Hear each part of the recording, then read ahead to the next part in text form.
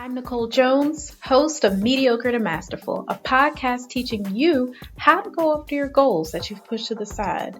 This is a resource to help you be fearless with your goals and familiar with the feeling of success. This podcast includes best practices to elevate your goals in multiple areas to help you pursue mastery over your life.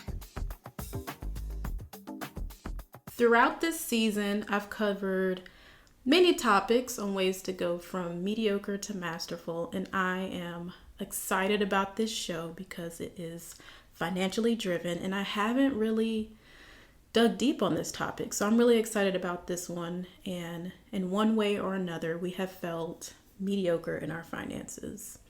Thankfully, I have mom, wife, six-figure stock and options trader Tela Holcomb with me. Welcome, Tela. Hey, thanks for having me on today. I am so excited to have you on today. I have followed your journey probably a little bit later than most of your initial fan base, but I'm super excited to have you on the show. Thanks. I guess for those listening, if you guys are looking into this trading space, getting into investments, if you are not following Tela on social media, you're doing yourself a disservice because she has valuable information. She makes it fun and exciting and not dull and boring like I have normally seen when it comes to investing. And I know for me, which I got a amazing laugh out of, Tela, was that recent post that you did where you're like on the motorcycle on Instagram, and the story behind the fear and the risk. I was just like, oh my gosh, she just gathered my life together with this post. So thank you for making investment fun. But, I love your story. I've found out about you and I saw the Glamour magazine interview. But could you share your story and how you became from a 9-to-5er to a full-time investor with those that don't know you? So I found myself working a 9-to-5 that took all of my time, right? And I was a single parent and I just wanted more. I wanted more of my time back, right? I wanted more control. And frankly, I wanted more money. And so I just started trying to explore how can I make that happen. And the go-to is always starting a business. So I decided I was going to start a business. I knew the government contracting world. I was prior Air Force. I was like, okay, I know I can start a contracting business. So I started that on the side, trying to get that going.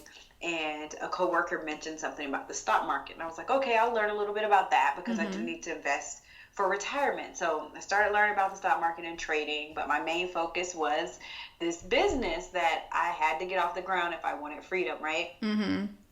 And so my current employer, or my employer at that time, then found out that I had started this business, and they were like, okay, wait, you know about a lot of the different aspects of, government contracting and the industry, and so we see you as a conflict of interest, so we're going to have to let you go. Yeah. So this was like a year and a half into having started the business and, trying to, learning the stock market. And so there I was stuck trying to figure out what am I going to do. Mm-hmm. So I was like, you know what, that's just even more time to do this business. That's what I'm just going to, dive more into. So I went home, started, grinding more on my business, and it wasn't going anywhere. So I found a lot of my time was going to the stock market because after writing a proposal and waiting and writing another proposal and waiting, during all the waiting, it was, okay, let me just go and trade some stocks. And so I was making money there, but it wasn't until, and I got married right before I got fired, right? Oh, wow. So yeah, even more devastating. It's like, how do I go home and tell my husband I don't have a job? So the struggle. So right. And so we sat down and we looked over our finances, like what can we pay off? What can we do? We were making good money, we were saving, but the key is if we can eliminate some debt, we'll be all right for a while. And so when we sat down and looked at everything, looked at the money that was coming in, I was actually doing pretty good at the trading and investing part.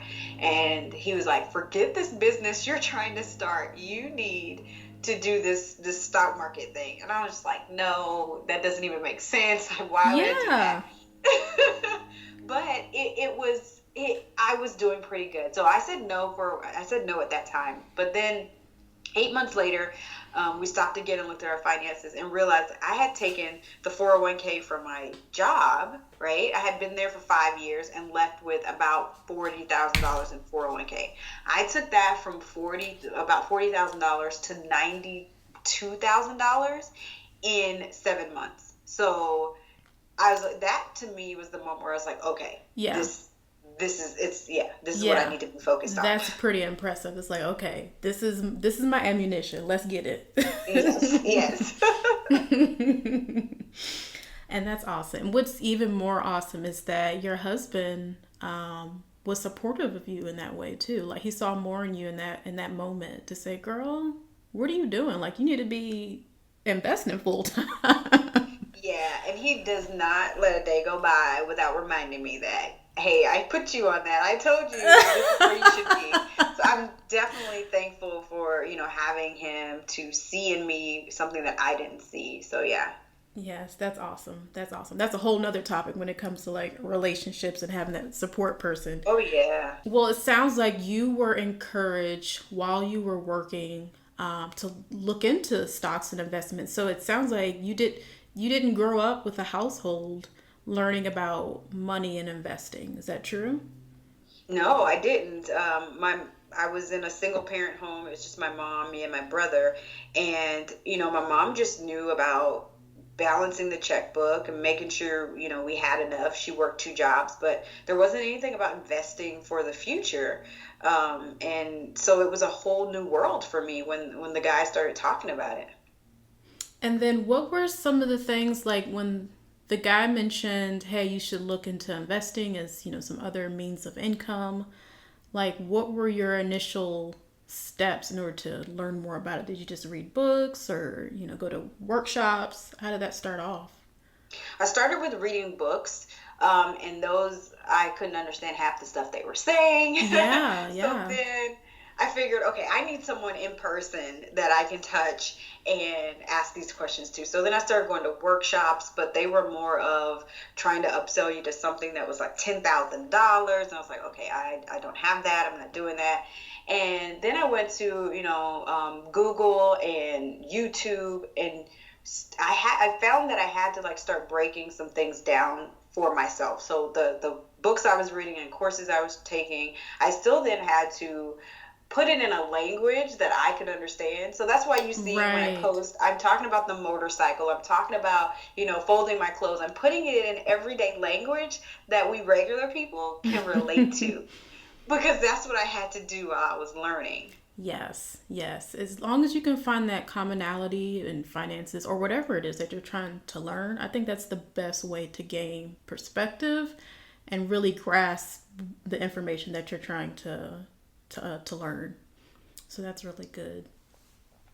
Yeah, and even for, I guess the naysayers who would say, I don't come from a family that invests. Nobody taught me that when I was growing up. Like, you do not have to come from a family who is already investing, like to start investing. You can be the change you want to see in your family. Even if you don't have, a lot of money, it's possible. And we'll get into, the money question later. But I mean, even for me starting out this year, there is no one in my immediate family that I know anyway who is investing. Like, no one. Like, you have to have the will and determination like you did. Like, you sat down and educated yourself on, let me learn what this is all about, because I keep hearing about it. It sounds good, but I don't know what this looks like. So you have to be the change and not the complainer, really, when it comes to investing. Definitely. To get into more of what you do with investing, investing can mean many things. That can be real estate, that can be stocks, that can be bonds. I mean, the list goes on. But with your business, we'll focus on, and for this conversation, we will focus on stocks and introduce options. Can you describe the practice of options to those that might be unfamiliar? So options are Contracts. So a easy way that I love to explain, because again, I'm plain English. I like to relate it to something, right, that I can understand. And for me, it was relating it to layaway. Yeah, layaway. Okay. So so think of it like this. You want something. You want to buy this stock, but you don't have the money right now, or you see the stock is going to go up, but you want to be able to buy it at this lower price in the event that it does go up, okay? So then what you can do is say, okay, I will pay you with an options contract. You can say, I'll pay you $2 per share now in case this stock goes up from $20 to $25, right? And so if it goes to $25, then I'll pay you the rest of the money then, all right? And they just hold on to the stock for you. And if it goes to $25, then you pay them the rest. If it doesn't go to $25, then you're only out the $2, right? And so I love it because you're able to make a profit and benefit from the movement of the stock itself without having to spend as much money, because some stocks, $60 to $100, and you may not have that right then, or you're not completely sure if it's going to go up, but you want to be able to still get it at that lower price. So if you get an option, then you're kind of putting it on layaway in the meantime. Yes, that is the perfect example. I would have never thought to put in that terms. Do you prefer investing in one over the other, like between stocks and options, or just equally you share the love for both of them? Now, for me, I'm going to say I share the love, but it really depends on what I'm doing. So for me, I trade and I invest, okay? And I have separate accounts for the two. Think of it like your checking and savings account. You want to separate that risk, okay? Because the two buckets of money have two different purposes. Yes. And so that's where my trading account has a different purpose than my investment account. And I treat the money differently. I trade differently. So for trading, I absolutely love options because they're much cheaper than buying the straight up stock, right? Yes. But I can still benefit from the movement of the stock like we just talked about. And then for investing, I love stocks. So, I like them both, but for two different purposes. That's a great answer. I like that. I didn't think about it in those terms, but that makes perfect sense.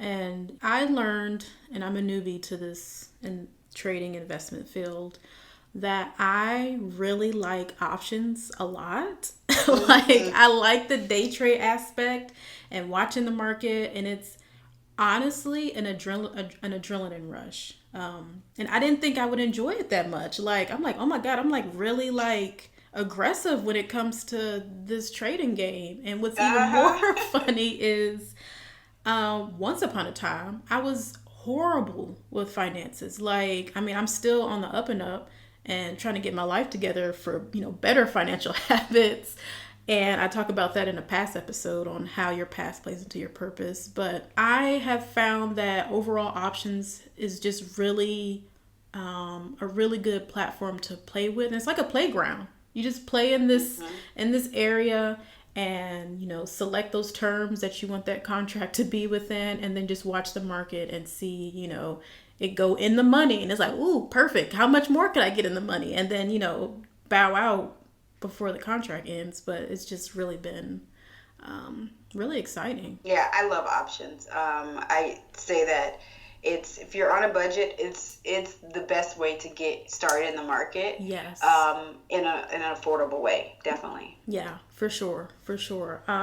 That's also another reason why I like options as well, because it is a little bit more affordable than buying 100 shares of a stock when it comes to investing. Because a lot of people get intimidated by that, and they're like, I don't have X amount of money to buy this many shares.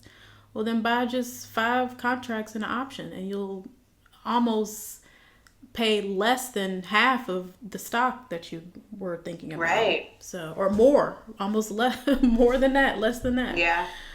So it's really exciting. Now going back to the money piece, because now we're talking about, contracts a little bit more affordable, and people are like, okay, what do you mean by affordable? What's affordable? And if I had to guess, your number one question, it is, how much do I need to start? You probably get that question 1 million times in 1 hour.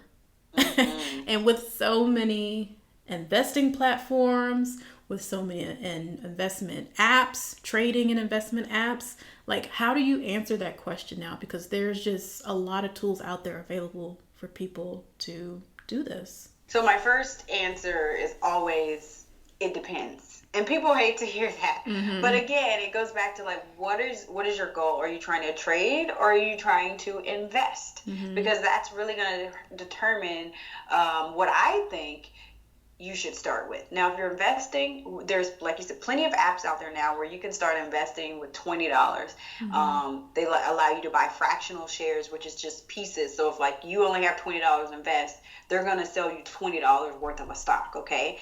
And so if you're long-term investing, it's easy to get started with those, okay? If you're going to be doing some of the trading, I recommend at least $1,000, but you can definitely get started with 500. And I say 1,000 because for what I teach my students, you're starting with $1,000, but you're not using all of it. You like never use more than half of it at a time. Correct. So essentially you are starting with $500, right? And so that'll allow you to, get started with options or stocks that are lower in price. Maybe I usually have them start with like $20 to $40 mm-hmm. In price. And so you're able to get started with 500. I personally would prefer $1,000. Just so that you have more to work with, but it's definitely feasible. If you start mm-hmm. putting it in your budget, you could definitely build up to getting started. Yeah, for sure. I think it's a lot easier than people think it is, but they just don't know what direction they should actually take when they get the response. It depends. They're like, I don't know, just tell me what I can do with $500. And before they even get there, like usually, let me back up. Actually, my first answer is always zero. You don't start with any money. Start with a practice account. A lot of people don't know practice accounts. Yeah, that's a great point. So I started with paper money, the TD mm-hmm. Ameritrade paper money app before I got into options, like for real. And that is also a fun platform to use if you're really trying to get an understanding of, okay, if I make this move with only X amount of dollars. And the funny thing is, so what you mentioned when you say if you have $1,000, only you use less than that, like don't think you have a full 1,000 to play with. Right. I had to also put my mind frame into that when it came to the paper money app, because I was like, ooh, $200,000 to play with. And it's like, and I'm like, let me not think of it in that terms. Let me use what I plan to really trade with when I really want to start trading. And so I did way much less. I think I just played with like $1,000 in the options out of that $200,000 they give you to play with, to see how it moved and if I was doing right. And it's really helpful. It's truly helpful. And yeah, you can really do it with like $0. Yeah, and it helps you build your confidence before mm-hmm. you get out there. Because a lot of times the mistakes are because you're not confident in what to do and when to do it. And so with starting with that practice account, you don't have to start with any money. It lets you go through the emotional roller coaster and allows you to learn a strategy before you actually start putting your real money out there. Correct. There are even some, once you get over using $0 by using different apps or platforms, even starting off with change when it comes to investing. I know most jobs offer 401k, but even if I use the Acorns app as well for investing, and it just pulls my change into that account to put into some other investments. So that's pretty good too. And it doesn't perform as well as, if I was really trading. I think it's only like a 2% or 3% increase annually, which is, it's good, but still it's moving up. Let's just say that off of some change. So it's still good. Awesome. Those are some really good tips. I think everybody's going to like the $0 start. Yeah. Like what you hear? make sure you follow us on Instagram at Mediocre to Masterful and on Twitter at M to Masterful. And when you check out our website, make sure you subscribe to our newsletter for freebies and information about upcoming podcasts and ways to master your goals.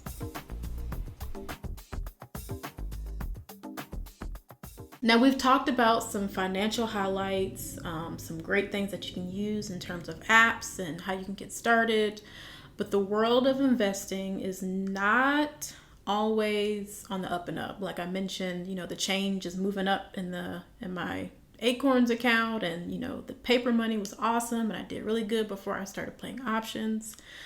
But Lord knows that I am emotionally tied to one of my options right now that I need to let go before it's too late. Mm-hmm. Can you share some your mediocre moment turned success, or learning lesson when it came to investing? Oh, for me, I had to learn that I get greedy. Like when I see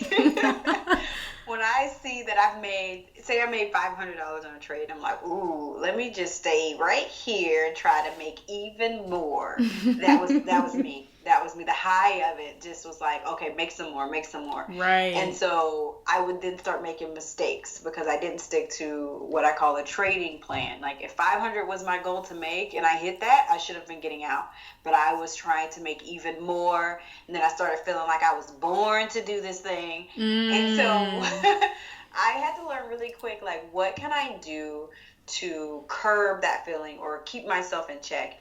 And so for me, it was like, okay, once getting adamant about my trading plan and saying, when I'm out, I'm out. Mm-hmm. And when I start feeling that way, it's time to turn off the computer. I log off, I go and I enjoy, whatever I've just made, or I, go out to lunch or dinner, or I kind of celebrate, but I have to learn, like, okay, this is going to make me lose it all if I don't figure it out. And so everybody's like emotion is going to be different. Mm-hmm. And that's what I told my students is like, okay, you're going to be different. Some people are scared and they sell before they've even made any money, right? Because they just I did that on my first options trade. Yeah. But you know what? Even though we react, it's different. It's both from a place of lack. Both mindsets are from a place of lack. Yeah. I'm fearing, like if I don't make more now, I'll never have the opportunity to make more. Right. And for you, it was okay. If I don't take it off the table now, it'll go away. Yeah. Right. Yeah. So you have to find what you can do to kind of curb that. And for me, it was okay. I'm feeling a little exhilarated by this. Let me shut everything down. Let me just step away from the computer so I don't start making any mistakes. But that was a hard lesson for me to learn, but I've got it under control now. No, that is a great description on the emotional ties to when it comes to investing. And I'm sure. Go ahead. Not years into this, it's something you're gonna constantly deal with. But it's getting disciplined about it. So don't think there comes a time where like it just goes away, because it doesn't. It still creeps up. We're still emotional creatures. And so for me, like I said, 9 years in, I still feel that way, but now I'm more disciplined about, okay, nope, I'm acting up. Let me go sit myself down somewhere. Yeah. And that is a constant practice, like you just said, because it is like, okay, I can get more. Oh, wait a minute, one more 50 more cents. Let me hold on to this. And it's like, dang. And then it goes down $1.23 in like a matter of seconds. It's like, crap, I should have sold it when I was at my peak. It's a constant practice to try to stay within your trading goals, your trading strategy, and just stick with it, because it is easy to want to get greedy. And I have probably went through every single one of those emotions so far, and I haven't even been trading that long. And it is like hilarious. It's hilarious. Something that you don't know, Tela, is when I was searching for more information on options, and my husband, I first learned about it through my husband because he had started doing it.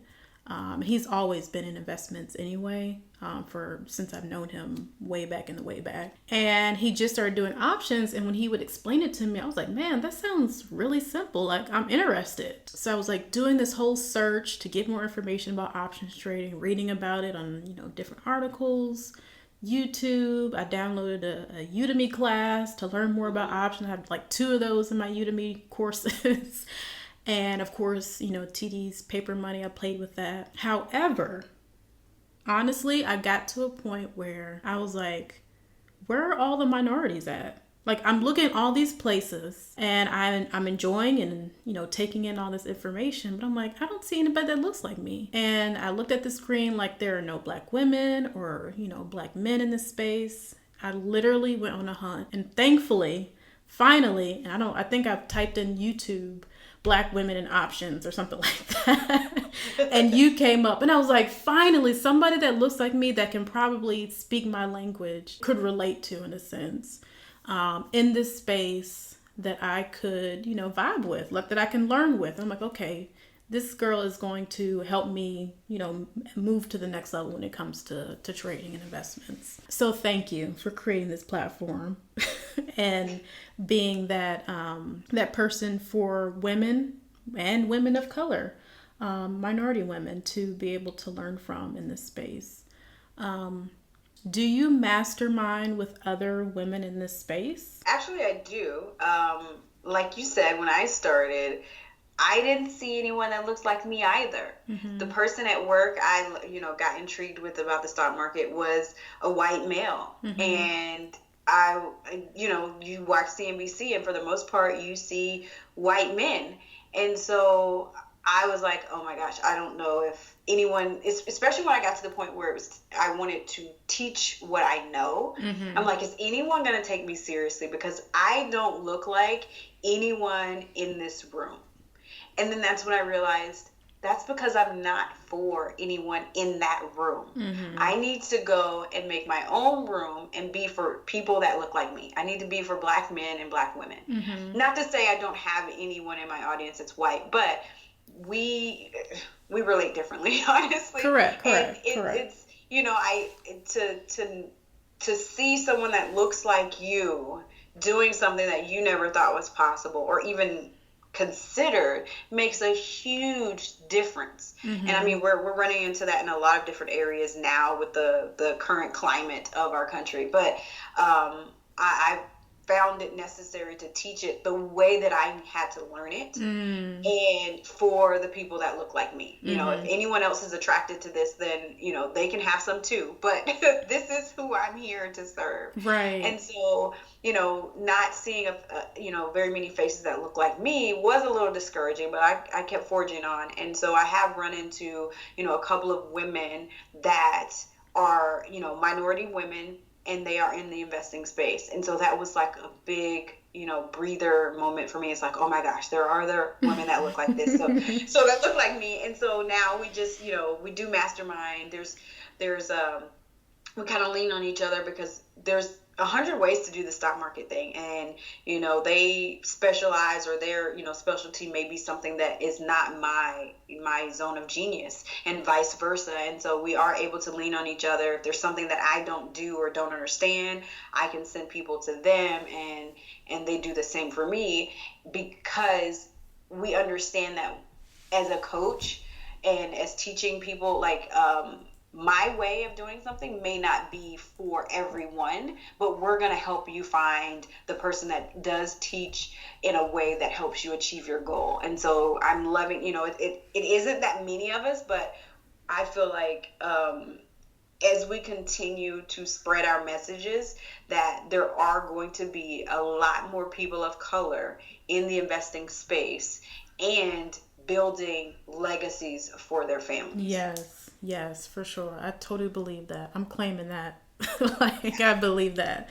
In this circle of trust, what is the topic you all discuss that you wish more women would understand about investing? I wish more women would understand, and we talk about just getting started. Mm-hmm. We have to do we're so busy caring for everyone else that we don't stop and care for ourselves. Mm-hmm. And if we don't invest now for our future, then everyone that we've been trying to help is going to struggle financially because they're trying to take care of us in our old age.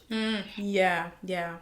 And so we're honestly doing them a disservice by not stopping and taking the time to understand investing and investing for ourselves, because they're going to have to take care of us.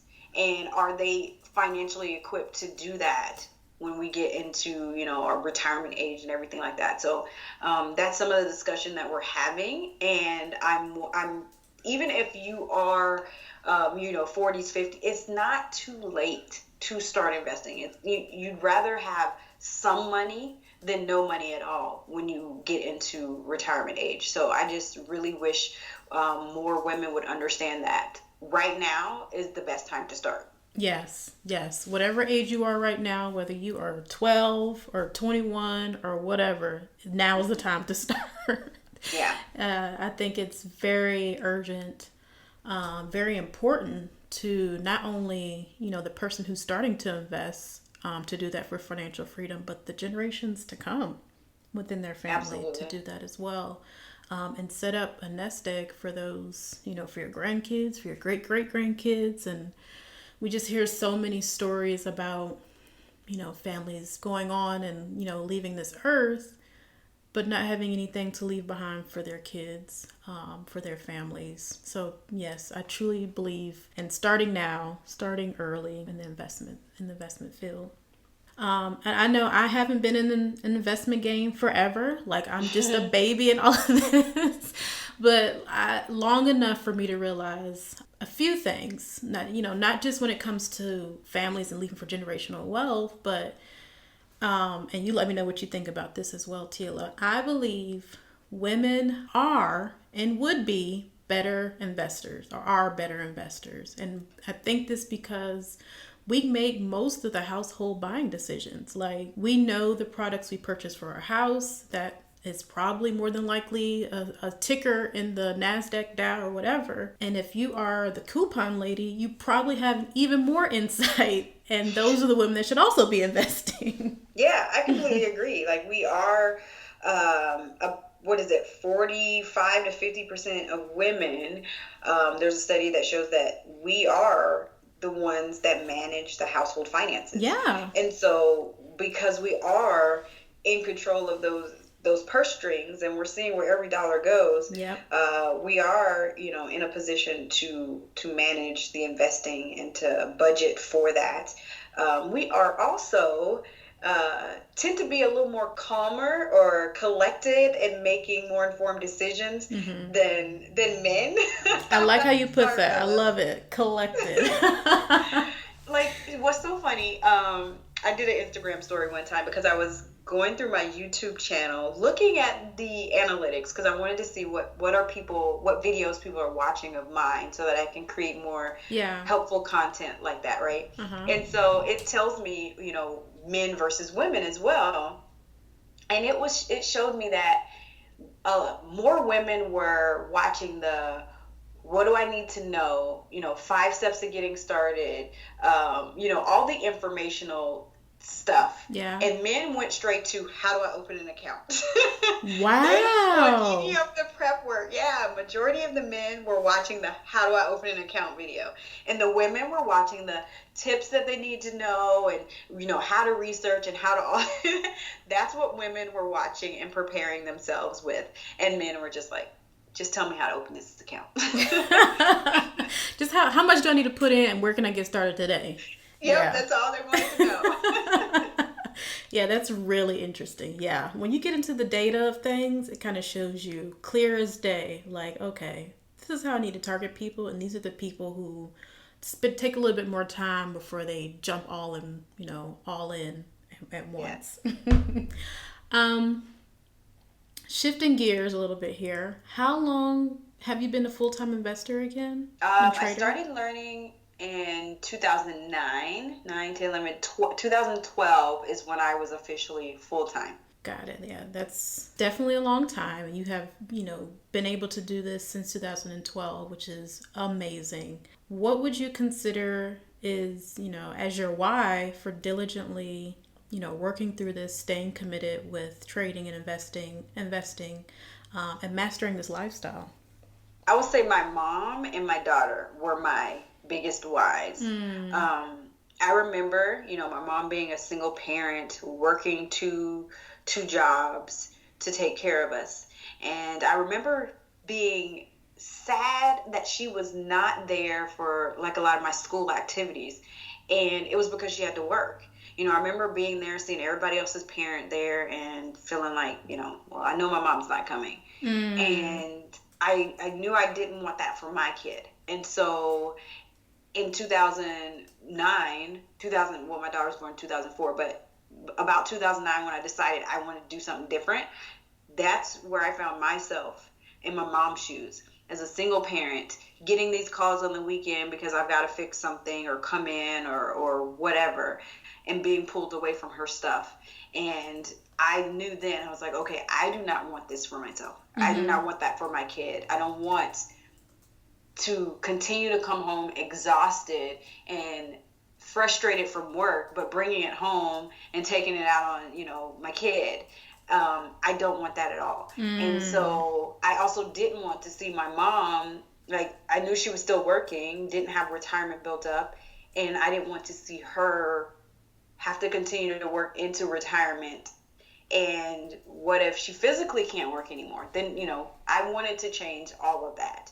And so that's what made me keep at it, because I saw the potential in it. I saw the money that can be made when you trade well and you invest well. And they are what made me keep going. Yeah, and that's key. That's really key. Family, of course, pulls at your heartstrings, and you always want better for the next generation, which for you is your daughter, and then also being really inspired by your mom to put yourself into this position of being able to pass the torch even to your daughter, which is super amazing. I've seen a couple of videos where you actually have her online, like sharing her cherry picks of the day and stuff. Yeah, she's loving it. She's learning, and it's amazing. Like, if you can introduce this to your kids at this age, like, you're gonna put them on a whole nother level if possible.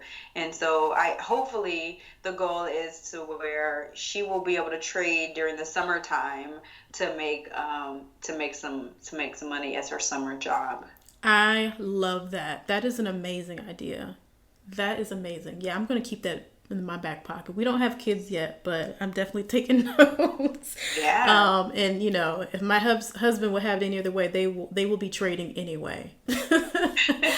So that's awesome. Yeah, that's really great. And I'm sure she's going to inspire some kids at her own school to trade. They're going to be like, what did you do for this summer? It's like, I traded all summer and I made X amount of money. So she's going to start her own little business. She does that now. She'll bring up stuff in class and stocks, and she loves to tell everybody what mommy does. That is awesome. I love it. So I'm really glad we had this conversation talking about your journey from 9-to-5er to full-time investor. And one of the things that I've been doing, some of my past shows, I've talked about different topics. Quite a few of them have been around entrepreneurship. Not everyone feels like they have an entrepreneurial spirit, so they don't feel like they have a thing that they want to sell or a service that they want to provide. So I feel like this is a really good additional hustle, or another hustle that people should consider when it comes to financial freedom, finding different ways to bring money or income into the household. Like, consider investing, consider trading. If you're everybody wants to secure the bag nowadays. Like, you don't have to start a business because everybody else is starting a business, or you're trying to start a business that you're not really passionate about. Consider trading, consider investing. In that same vein, what is one tool or platform that beginners should consider if they're serious about, quote unquote, securing the bag? I'd recommend considering my Trade Your 9-to-5 program. Honestly, like you said, you don't have to start a business. Like, if a business isn't what you want to start, trading and investing is definitely an avenue you can take. And I like to honestly treat it like a business. It's just, you don't have to deal with other coworkers and go, clock in or anything like that. But it is definitely a business that you can do from anywhere, and kind of determine the type of money or amount of money that you want to make. And Yes. with Trade Your 9 to 5, what I love about it, although the name is Trade Your 9 to 5, like you don't have to be committed to stepping away from your full-time job. Maybe you're just wanting to create additional income, pay down debt, or anything like that, or just it's really about having the option, and knowing that you're working because you want to and not because you have to. Like when I got to that point, like trust me, like it's a completely different feeling when you know you're clocking in because you want to be there and not because you have to be there. Yes. And so with Trade Your 9 to 5, like it's so individualized. Like you determine how much you want to make, and then it's structured off of that. So some people are like, I'm okay with me. Like my mom now, because we paid off her house, she could make, $1,500 a month and be just fine because all she has is utilities, groceries, that kind of thing. Maybe you want to make $5,000 a month or $10,000 a month. Like you can determine that and use the Trade Your 9 to 5 program to build up to making that much each month. And so that's what everybody loves about it. They come in having different goals and are able to still achieve those goals with the same system. So if you're looking for something and starting up a business isn't quite what you're wanting to do, then definitely consider checking out Trade Your 9 to 5. Yeah, that is amazing. First of all, congratulations for paying off the house. That is amazing. Thank you. And I think that's just like a great story. Like your mom she's in trading. Is that what you're saying? She's also trading and getting that income that she's. No, she's not in trading. Like, okay.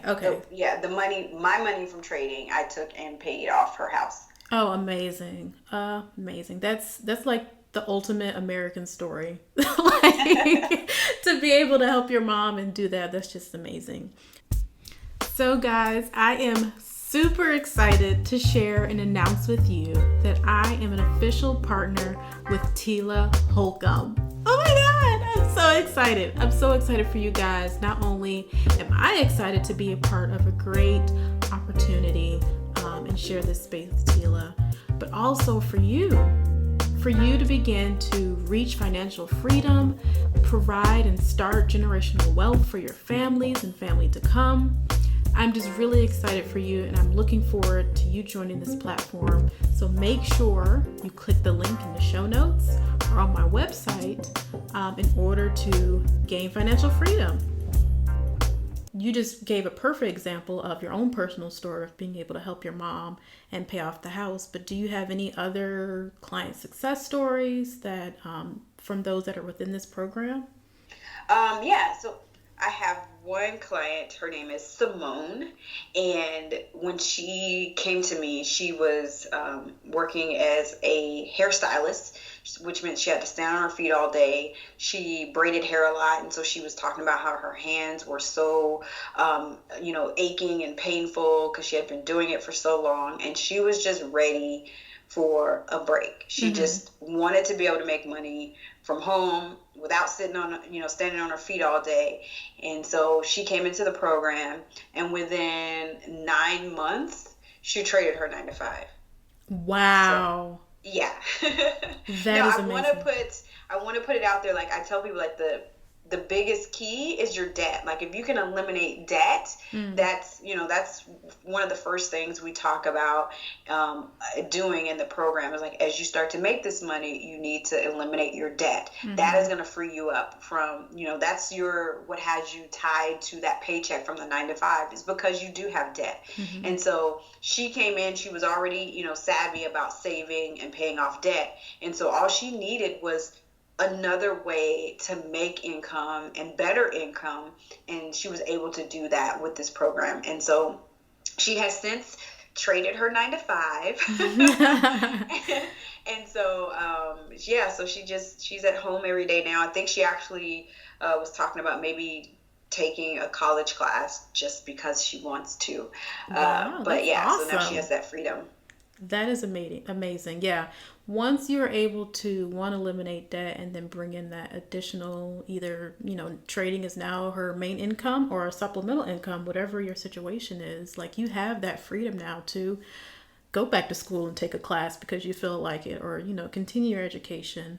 So it allows you even more freedoms as well, when it comes to your lifestyle, like being able to provide things to your kids that you weren't able to initially. Move into a home that you feel more, or an environment that you feel more comfortable in, just different things that bringing in additional income through investing will allow you. Well, thank you for sharing that story. That was hopefully pulled at someone's heartstrings and it's like, wow, if she's able to do it, I know I can do this.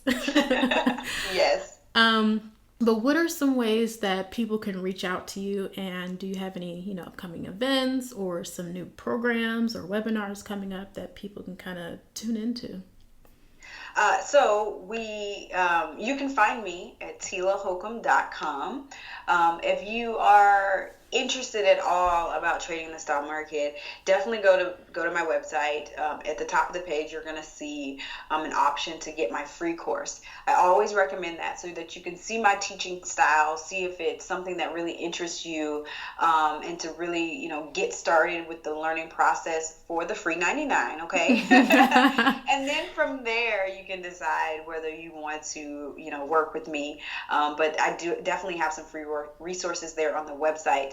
And as Nicole said in the beginning of the episode, like, I am sharing tips on social media. So you can also find me on Facebook and Instagram at Tela Holcomb.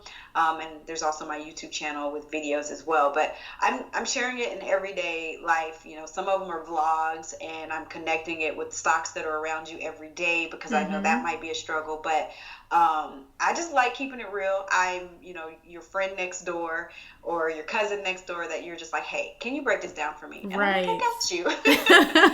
That's the perfect example. As far as upcoming events, now, I haven't announced this yet, but there is going to be a Trade Your 9 to 5 live. So it's going to be the first time teaching the program live, meaning offline, in-person type of event. And we're going to be doing that in April of 2019. So definitely be on the lookout for that. Make sure you're following my social media so that you can be one of the first to know when the registration for that opens up. But I'm really excited about bringing this offline and in person to people for the very first time. That is amazing. Thank you for sharing that breaking news on this podcast. You're welcome. That is awesome. Oh man, that's great. So isn't April Financial Literacy Month? It is. Oh my gosh, even better. Congratulations. I'm excited for you. That is awesome. Thanks. So thank you so much. I mean, we've covered some great points to bring financial freedom. I hope this message hit home with you guys who are listening. And as the listener, make that move, make that leap into investing and trading. The world is fair game when it comes to investing and trading. You can start with $100 or $1,000, and it's really up to you to get started on this journey. So Tela, thank you again. I truly appreciate your time and sharing some insight. You're welcome, and thank you so much for having me again. Hey there, Mediocre to Masterful is online. Visit mediocre-to-masterful.com to listen to our podcast or find us on iTunes. Share this episode with those you know in need of motivation.